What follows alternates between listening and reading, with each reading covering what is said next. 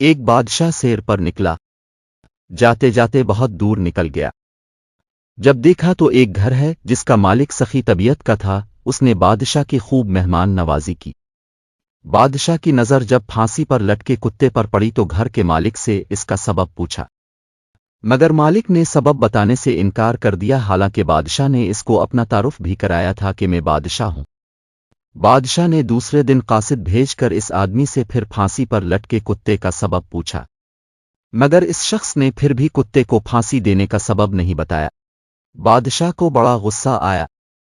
بادشاہ نے اپنے داروغہ کو بھیجا جو بہت ظالم تھا۔ داروغہ سے کہا اس شخص کو گرفتار کر کے لے آؤ میرے پاس۔ داروغہ نے حکم کی تعمیل کرتے ہوئے داروغہ نے اس شخص کو گرفتار کر کے دربار میں پیش کر دیا۔ بادشاہ نے پھر پھانسی لگے کتے کا سبب پوچھا، مگر وہ پھر بھی انکاری ہو گیا۔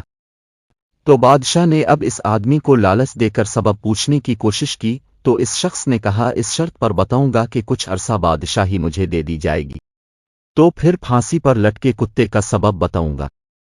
مگر بادشاہ نے اس ڈر سے انکار کر دیا کہ کہیں یہ آدمی مستقل قبضہ ہی نہ کر لے میری بادشاہی پر۔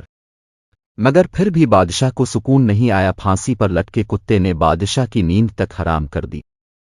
آخر کار بادشاہ نے تنگ آ کر اس شخص کو بلایا اور بادشاہی اس کے حوالے کر دی۔ جب وہ شخص بادشاہی کے تخت پر بیٹھا تو سب سے پہلا کام یہ کیا کہ تمام وزراء کو جیل میں ڈال دیا۔